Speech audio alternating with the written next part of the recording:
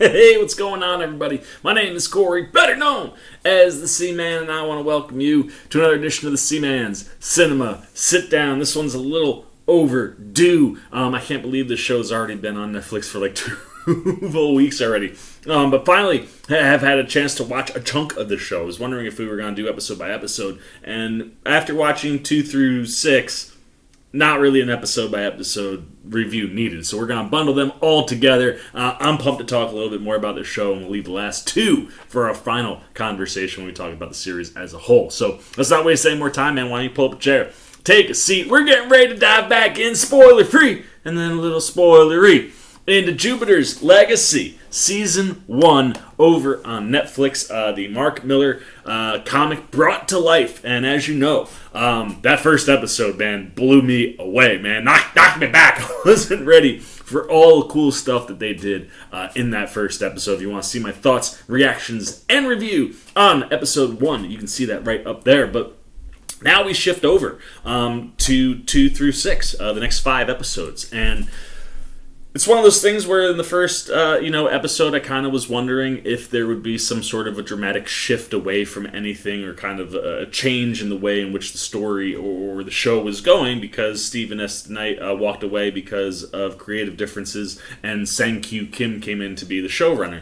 And I don't know if this has anything to do with it, but there is a little bit of a pretty dramatic shift. There's almost no action in the next 5 episodes. I mean, there is action. We get a couple superhero bits. We get some cool superpower moments. And we definitely get some really interesting physical acting when we go to the past and we kind of visit, Sheldon and the original Union's origin. Or the building to that origin. It hasn't happened yet. But in any instance, you don't get anything like what you get in that first episode. And I don't know if that impacted tonight in any way, if the fact that they were diving more into story and character development rather than including some action. There's definitely moments in these next 5 episodes where you could have poured a little bit more action in, gotten us a moment or two like what we had in the first episode. So I don't know if that played into it at all. But if it did, I could totally understand, potentially why the Knight might have had creative differences and walked away. That being said, I don't think it's detrimental to the show. Yes, will you probably lose some fans who are really here for what the last 10 minutes of episode 1 did? Sure. But this is very typical to Netflix, right? Netflix doesn't build out week-by-week episodes like we see on Disney Plus or Hulu or any of the other spots. Amazon sometimes does weeklies. You don't kind of look to have that pop or that gratification every episode. And you'll see Netflix take the time to tell the story, develop the world, character building. And that's exactly what they do in these 5 episodes. They really do a lot to build up the character of Sheldon, a.k.a. the Utopian. And that is where most of our time is spent in these 2 episodes. We are either with the Utopian in the present, dealing with the fallout of episode 1 and things that are going on with, villains kind of upping their aggression levels, the types of fights and battles that the heroes are getting into, and how the code and what the code means to him at this stage and why it's not working.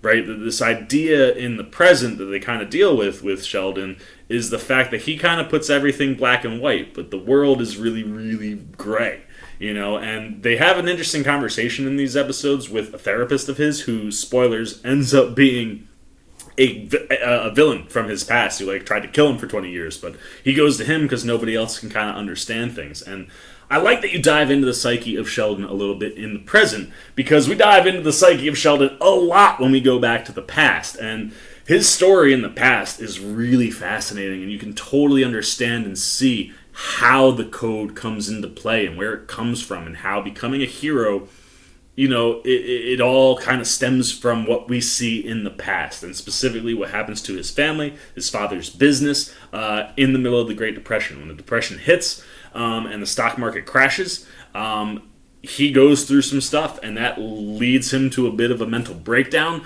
which leads to like these crazy visions that lead to an island that by the end of episode 6 we are finally arriving at. And I believe at that island we are going to see our original group of heroes get their powers. But building out Sheldon's story and kind of showing some of the madness. He kind of has, like I said, a mental breakdown following some of the events of what happened in and around the stock market crash, and how his family responds to that, and how the world around him responds, and how he responds is really interesting. And you can see how the foundation of the code that he applies to the present was built back then. And I really enjoyed all that stuff. And hate him or love him, you got to give Josh Duhamel a ton of credit, man, because he goes full tilt. Like, he goes all in on the crazy, man, and I really appreciate it. I thought it was some of the best stuff I've seen from him in his career, because he really sold it. He really went there. I mean, you feel like Sheldon is losing his mind multiple times throughout the course of these episodes, and I really love how they dove into that story. And while that's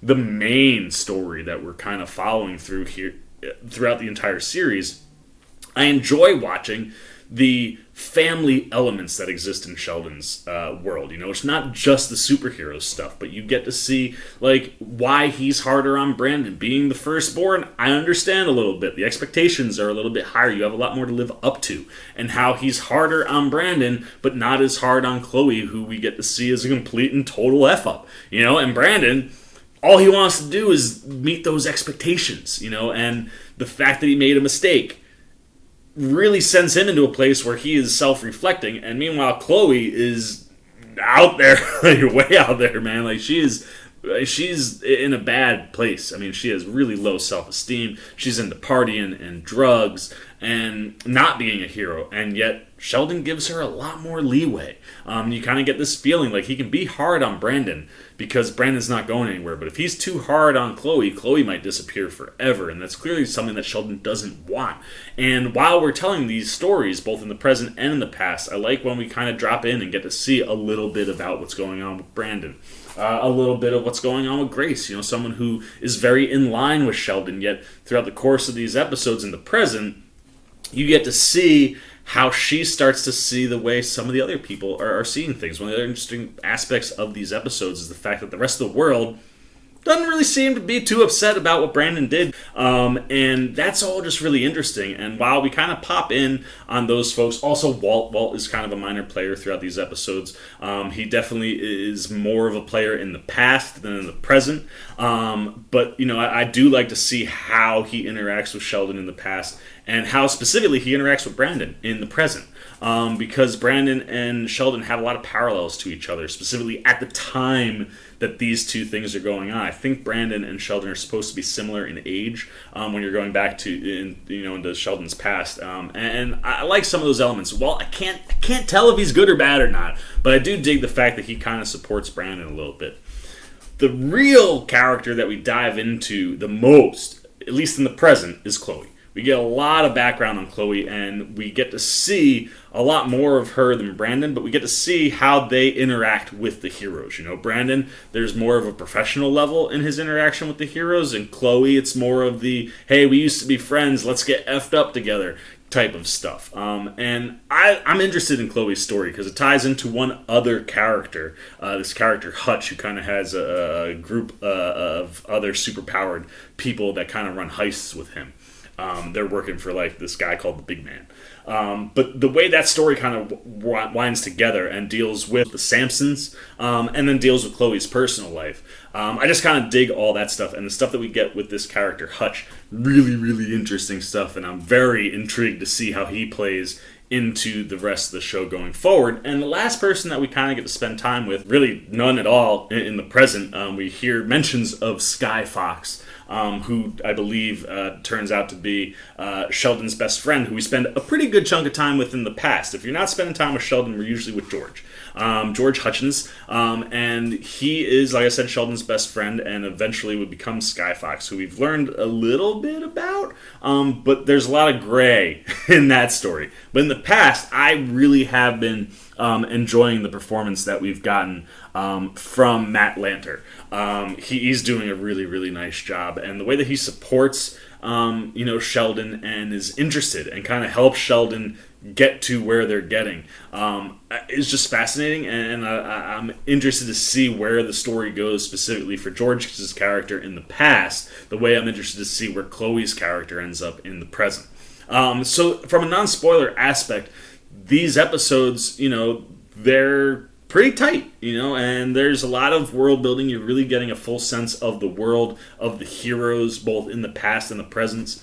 And some of these characters, specifically Sheldon and Chloe, we're really kind of getting a good vibe for, and a good feel for at this point, being someone who's not familiar with them previously. And I'm interested in the story, and I'm interested to see how these stories kind of conclude. The past certainly is leading to the culmination, the origin of our heroes, and the present is, leading us to hopefully answers on this mystery that kind of stems from that first episode. And some of the stuff that they get into as far as the mystery goes, I'm fascinated, man. There's some really interesting things going on here, and could be setting up some potentially like big things at the end of the season. So I'm kind of pumped in that respect. And the rest of the show, production wise, even though there's not a ton of action, matches the first episode. I mean, this thing is gorgeous. I really like some of the camera work. They do some interesting things with the camera.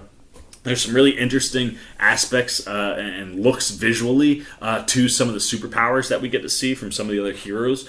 Some of them kind of have aspects that are similar to villains we've seen in other movies, but just done, I think, a little bit better, a little cooler. And like production-wise, we might not have all the action, but they're still doing lots of really nice things visually, camera work, and then, like I said, I think if you're not getting action, the little bits of action that we get, it's the superpowers, and getting to see some of the superpowers on display.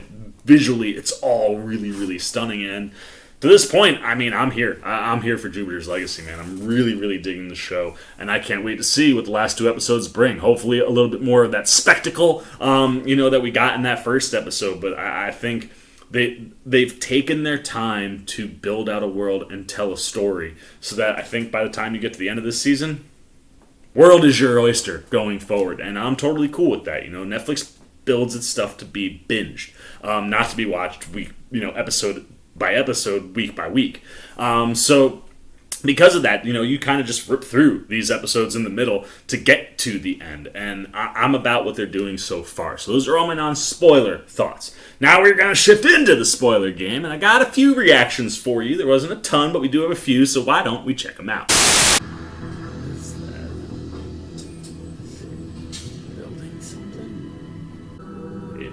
Is that the suit?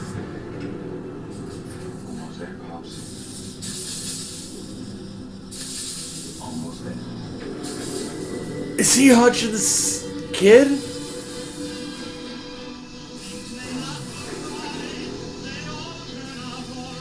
Oh, snap.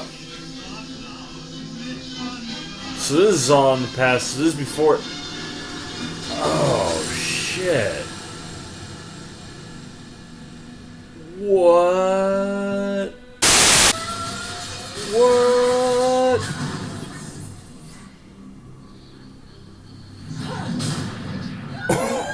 Oh!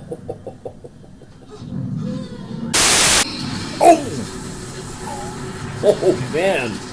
Yo, Utopian got there so fast. Oh, she pissed. It's like a cooler version of Electro.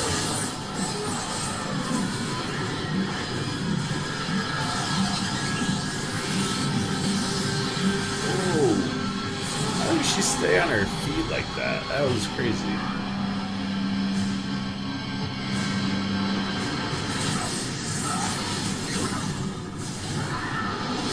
Did that hurt her?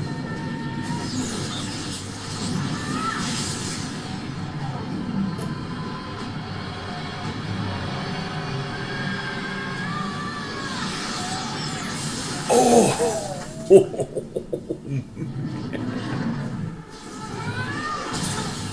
Oh.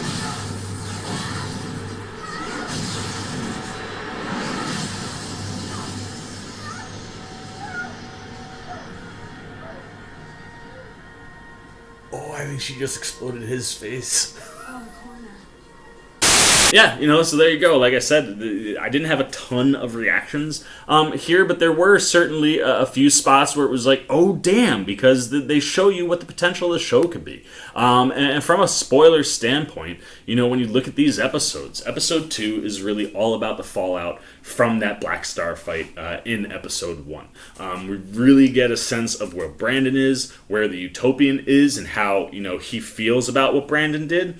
And in the meantime, while you're building up to a funeral for the heroes that were killed, you have Chloe kind of off and partying, doing her thing, and the Utopian just kind of puts out an olive branch. He picks up some bagels from her favorite spot and is trying to see if she's going to come to the funeral, but also just trying to have some kind of interaction with her because Chloe isn't always around, you see her pop into that family dinner, and again, one of the things I love about the show are the familial aspects of it, and the fact that you dive into these real family stories, like I said, the idea of, Sheldon's relationship with Brandon versus Sheldon's relationship with Chloe, and I just really, really dig that stuff. And then when you get to that funeral in the episode, you do this really kind of cool thing where you're starting to see that back and forth where, you're diving into Sheldon's past and syncing it up with things that are going on in the present.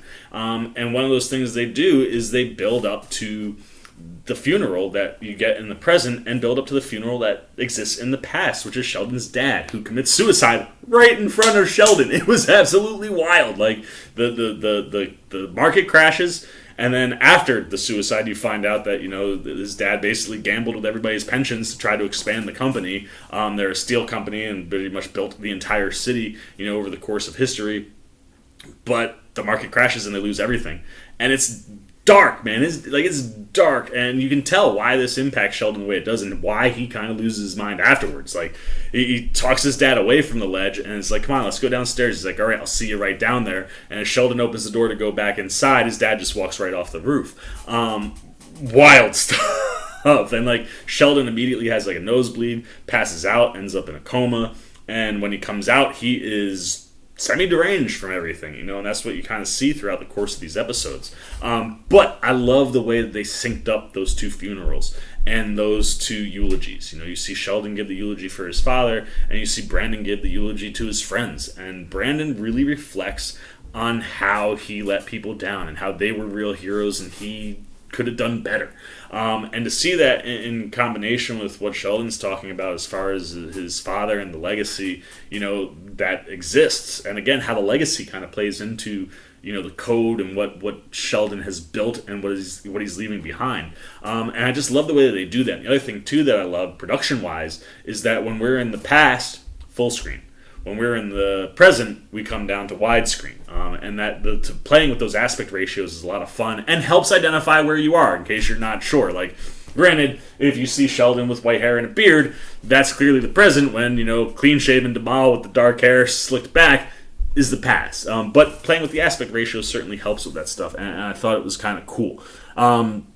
Episode 3 gives us the episode of the two Hutches. We are introduced to this character, Hutch, who, like I said, kind of runs a heist gig with a couple other people who have powers. He doesn't have a power, he has this stick, and he just says where to go, and it takes him. So we open on episode 2 with him using it. He pops into the back of this van to try to steal something, but there's a guy in there, so he pops out. Utopian shows up, draws all the fire, so he tries to pop back in, the thing gets destroyed. And his team ain't happy that he did it solo, and then he kind of has to go talk to the big man and kind of smooth things over. And again, one of the things that I liked from a production standpoint is if we're not getting tons of action, show me cool superhero stuff. And I liked seeing the stuff that Hutch can do when you finally do get to see the big man. He's not a little guy. He's not one of those nicknames that's a joke. Like, he is a legitimate huge guy, and when he powers up, he's got like this glowing orange like light up underneath his skin. Like, you can see like the veins and like some of the interior of his muscular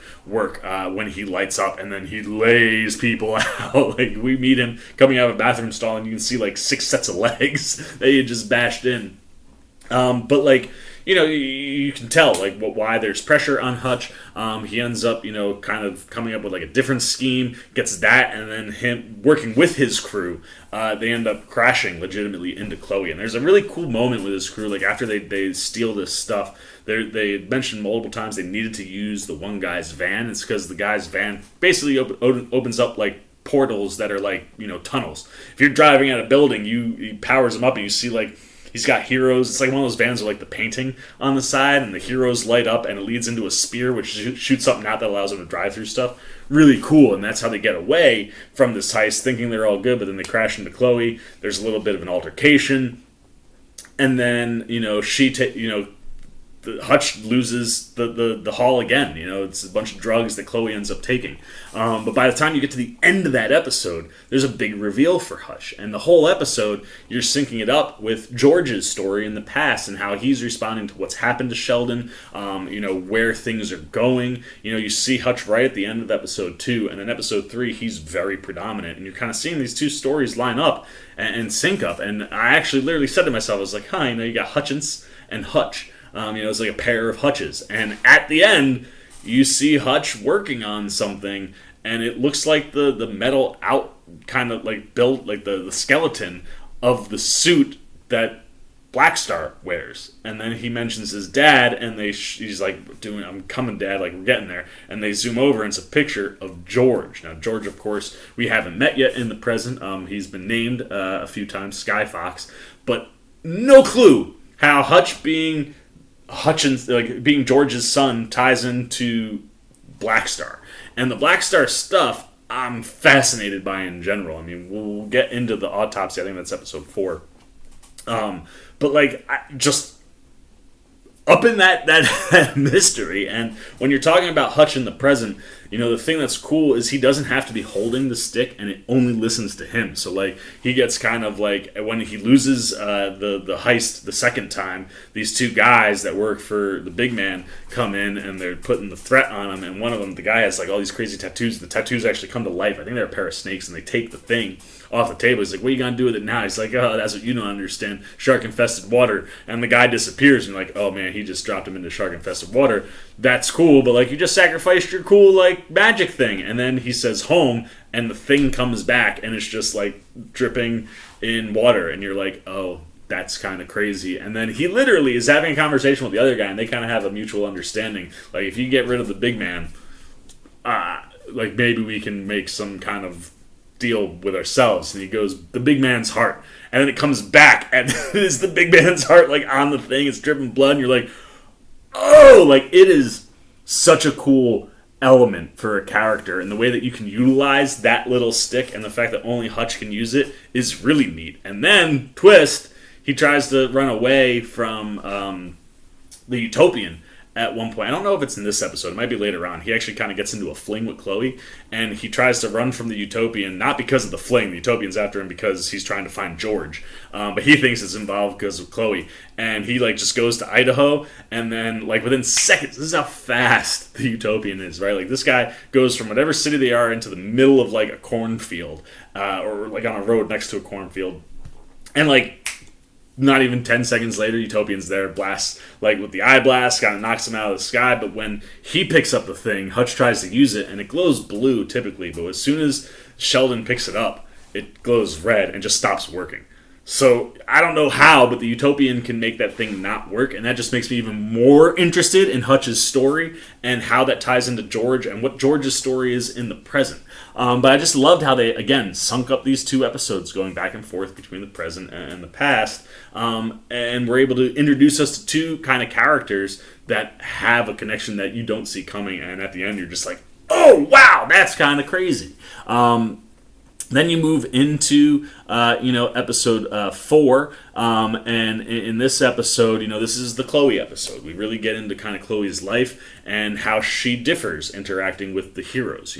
Some of them kind of give her some shade because she just walked away from the hero life, but when she can hook it up with the drugs, everybody's down to party. And you get a lot of, background on Chloe, and you really understand that she does not like herself. And there are moments when even she's doing, the messed up stuff, and she's just being a complete screw up. like, there are times where she's kind of reflective, like, am I doing the right thing? Should I be a hero? And the whole concept of Chloe is just fascinating. But the opening of this episode was so freaking cool, man. Like, there's a bit of an altercation about to happen between Chloe and one of the other, superheroes.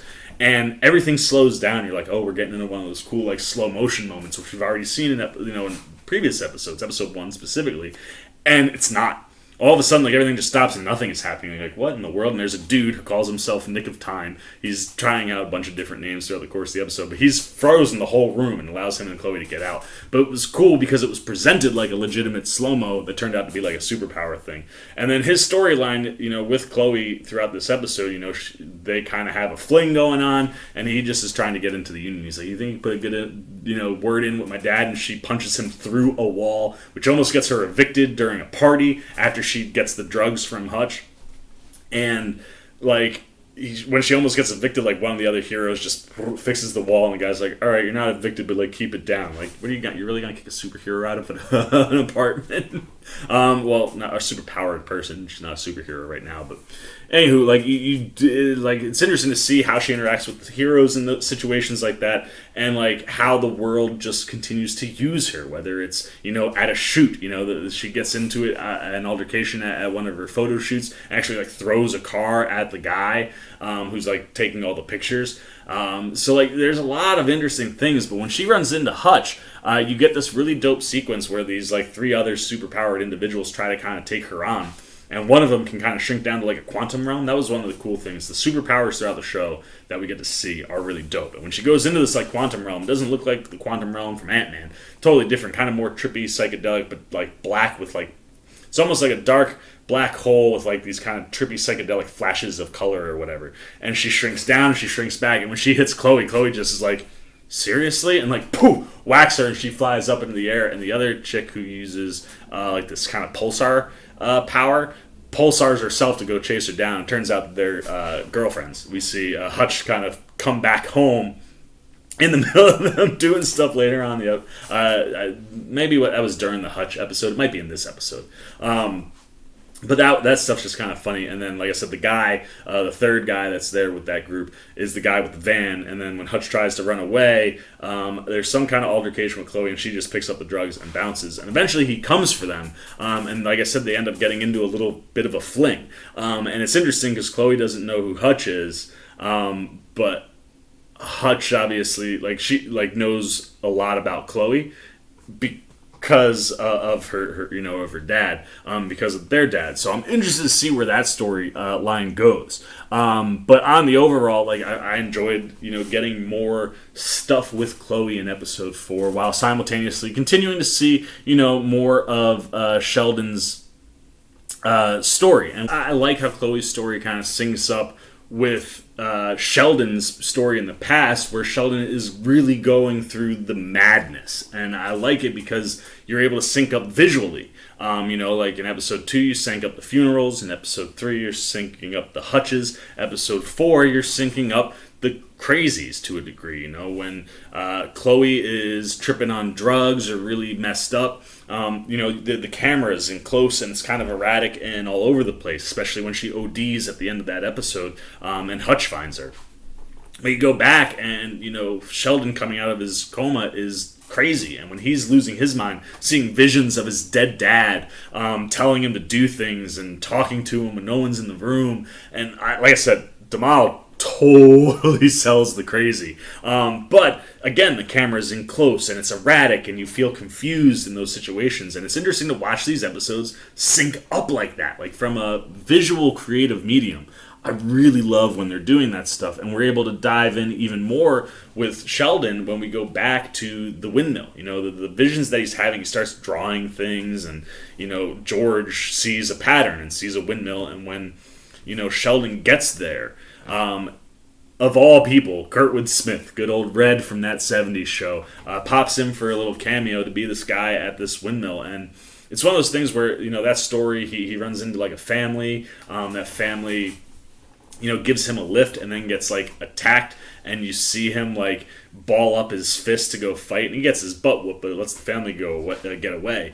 But that clenched fist, you see it in the past, and then that's something that he does with, the Utopian. He clenches up that fist, and it was cool to see that. But when he goes into that, windmill, that's the big revelation. He has this whole conversation with Red, who's gone on the journey that he's about to go on, talks about a storm just rising up out of the ocean and just following them everywhere they go. And that plays into episode 6 as they finally do hit that storm.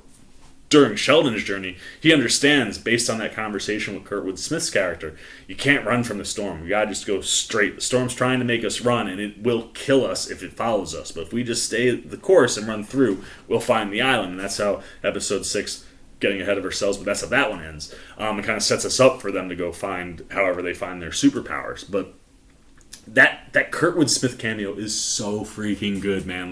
The way that he has taken the crazy that you see with the Miles character, but brought it to a sense of normalcy for himself, is just wild. And the telling of the story and how that syncs up with stuff with Sheldon is really interesting. And then ends with, Kurtwood Smith killing himself and Sheldon going into the basement and seeing that he's killed his entire family, which is around a table, which then turns into all the people that he's seen in his vision of getting the superpowers will be all of his best friends around this table. And that's kind of the vision that sparks him to go on what we see in episodes 5 and 6, which is this boat journey to the middle of nowhere. And when we move into episode 5, that is kind of Sheldon recruiting. He goes out and kind of recruits all the people that he needs to that he's seen in his visions to come along with him for this journey to this island, or to this unknown place, right, that he's just got a set of coordinates. But the episode starts with that therapy session that we were talking about,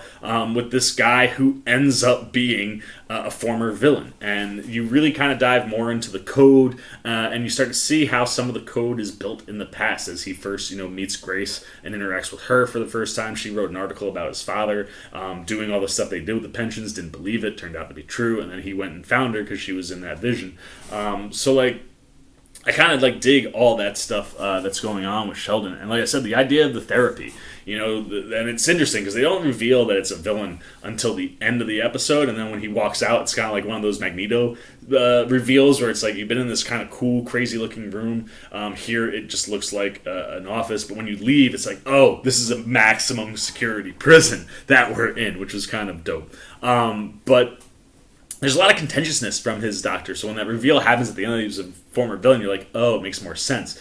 But the contentious stuff that he says, he just kind of puts him in his place. He's not, pulling any punches, and it's that idea of, you see the world as black and white. You created the code to box the world into black and white, but the reality, the world is very gray, and that's why people are siding with Brandon and what he did, and, why things are going the way they're going. And then on that flip side, in the present, you're seeing that kind of punishment that he's levied to Brandon, which is having to go through the autopsy. And we get a really freaking cool moment where a character by the name of Barnabas Wolf shows up to perform the autopsy. Barnabas has the ability to manipulate matter as long as it's inanimate.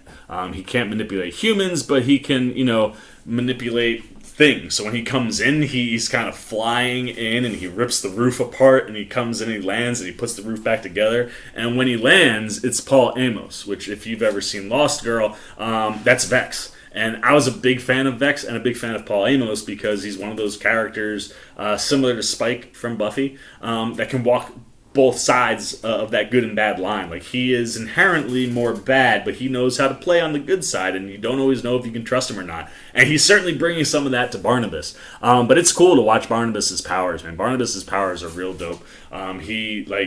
Because this is not a real Black Star, you find out that the armor is actually fused to his skin. So the way he pulls it apart to be able to crack into this Black Star double and open him up and find this ball that's also a locked mechanism that he's able to unlock because he can manipulate everything, that ironically has Sheldon's father's watch in it, which Sheldon took off of his dead father in the mausoleum. One of the crazy things he sees involves the watch, so he goes and gets it, and the watch has a crack in it because of the fall. and this watch is identical, so that kind of plays more into that Black Star mystery stuff. But it was just really cool to see, Amos pop in. He kind of flirts with Grace. You can definitely tell that like he has a thing for her. And even says like, I always thought you looked better in red, and just kind of snaps his fingers and almost like magic turns her dress red because he can manipulate inanimate objects, which I thought was really kind of cool. But it does give, it ended up giving you more context into like this mystery around Black Star and what does it all mean? Like, why was this thing inside of him? Why wasn't he chatty the way that, Black Star is in real life? All of this stuff just kind of circling throughout all of these episodes. But, kind of getting to see, all of that stuff. That's what, this episode kind of does, is expands on that mystery, gives us some more, context into what's going on with that body, and then shows Sheldon getting his group together for what turns into episode 6 being that journey to the island in the in the past and the present. We don't spend too much time with Sheldon. We actually open on episode 6 with him and Grace having intimate relations with each other, and Sheldon hears a comet knocked off course that's now coming to Earth, so he goes to take care of that. And what's great is it's like right in the middle, and you can tell it's like he leaves at the absolute worst moment for Grace. And she doesn't get mad. She's just like, honey, can you pick up the dry cleaning on your way home? And in the present, we actually get to spend a lot of time with Grace. And I love this element because you see how Grace is in line with, Sheldon at the beginning of the episode, but as she sees what's going on with the rest of the young heroes, you start to understand more about the idea of the gray. And like this is also the episode where I thought you could have put in a little bit more action. Like she pops into a fight that's just ended. Really would have liked to have seen that battle, especially considering that some of the characters get taken out that have like some cool powers. But you see her, interact with a few of these heroes where it's like, I was getting ready to kill that dude because what else are we supposed to do, man? Like, they're not just robbing banks or doing bad guy stuff. Like, they're trying to kill us. Like, how do we, combat that? And while Grace continues to kind of push that Sheldon code bit, the second time she lands someplace, Ghost Beam, is taking on the guy who fled from that first one-on-one. And when she gets there, fight's already over. Ghost Beam's been gutted. She's dying and does eventually die. And then Grace goes and fights, I think it's Baryon, who ends up being like an electrical-powered supervillain who looked kind of similar to Electro, but like way cooler. I like the purple more than the blue, and similar to the big man, the way it kind of coursed through his body, but you see like the electricity and the way he can ball the electricity up, and he's throwing them like, electricity blasts at Grace. And that fight culminates with Grace popping him so hard in the face, you see a blood spurt, and you're like, oh man, she just did what Brandon did. And when she comes out, she's like, we need a coroner, there's a body in there. I mean, it's Ghost Beam, and they're like, what about Baryon? She's like, he'll live to fight another day. And you're like, oh, she did stick to the code. But it was a cool kind of camera trick to make you think that maybe she popped his face the way Brandon popped Black Star. But I liked that Grace got to see all that stuff and really could understand the gray a little bit more firsthand for these younger heroes. And when you see her in the past, she's at odds a little bit with Sheldon. She starts to pick up on Sheldon kind of doing crazy things and starts diving deeper, finds drawings of, the dead dad that he sees, kind of forces Sheldon to explain what's going on. And that's all the culmination of this, ship journey where like people are starting to second guess Sheldon, and Sheldon is sounding crazier and crazier as the trip goes, and he basically holds people at gunpoint, and Grace is the one that's like, killing never is like the way, like it's never the result, it's never the place to go. And when she says that, you're just like, there's the foundation right there, man. Like, killing is never the answer. It stems right from that moment. And while he doesn't end up killing anybody, he does force them to keep the boat going straight through the storm, and they do ultimately get out the back of it on the end. And it kind of sets up for us to see the origin of these heroes.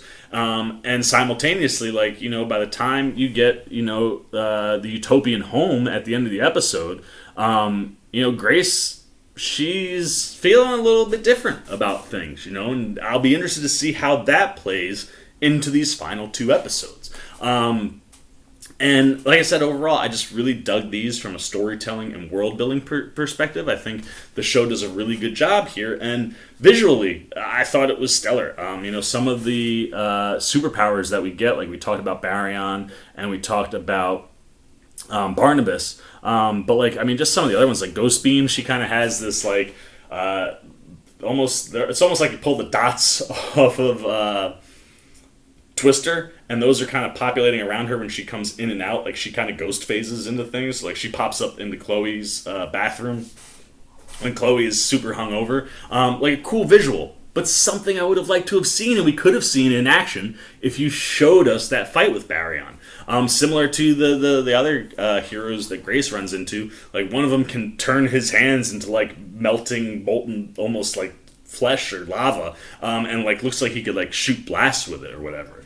Like, I wanted to see more of that stuff in action, because the superpowers that we get to see throughout the course of these episodes are really dope. And again, sets that kind of potential bar for like, man, we could see some really cool stuff if and when we get to dive back into that action. So for me, episodes 2 through 6 don't hit as strongly as that first episode, but great world building, great character development. I'm fascinated by the Utopian. I'm fascinated by the family, structure of things, and the way that like so much of the story is just at-home family stuff, like father and kids, and father and wife, or husband and wife, father and mother, like the relationships between all of these actual family members, and then their selected family, extended family that they have outside.